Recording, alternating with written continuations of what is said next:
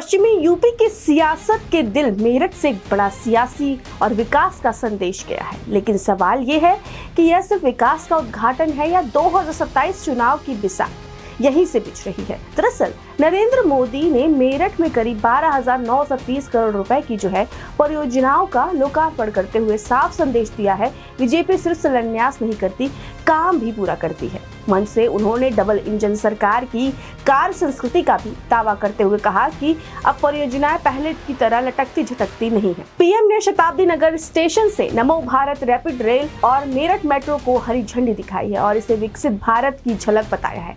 उन्होंने कहा कि कनेक्टिविटी का यह मॉडल देश के भविष्य की तस्वीर है और संतोष की बात है कि इसकी शुरुआत यूपी से हो रही है। लेकिन भाषण सिर्फ विकास तक सीमित नहीं रहा, हमला भी उतना ही तीखा था। प्रधानमंत्री ने अपने भाषण की जो शुरुआत है बाबा अगौरनाथ को स्मरण करते हुए की।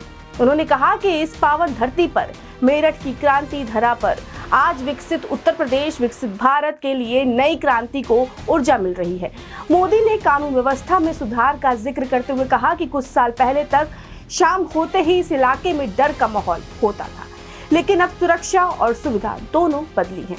यानी सीधा संदेश पहले की सरकारें बनाम अब की सरकार। इसके बाद निशाने पर आई कांग्रेस और समाजवादी पार्टी। पीएम ने कहा कि एक समय था जब देश में सिर्फ 5 शहरों में मेट्रो थी, लेकिन आज 25 से ज्यादा शहरों तक इसका विस्तार हो चुका है। उन्होंने आरोप लगाया कि पहले इंफ्रास्ट्रक्चर परियोजनाएं घोटालों में गुम हो जाती थी, लेकिन जब भारतीय जनता पार्टी आई, भारत आत्मनिर्भर तकनीकी के साथ आगे बढ़ रहा है। मेरठ से अपने पुराने राजनीतिक रिश्तों को याद करते हुए मोदी ने कहा कि 2014, 2019 और 2024 के चुनाव अभियान की शुरुआत भी उन्होंने यहीं से की थी। यानी संकेत साफ है कि पश्चिमी यूपी 2027 की राजनीति में भी निर्णायक रहने वाला है।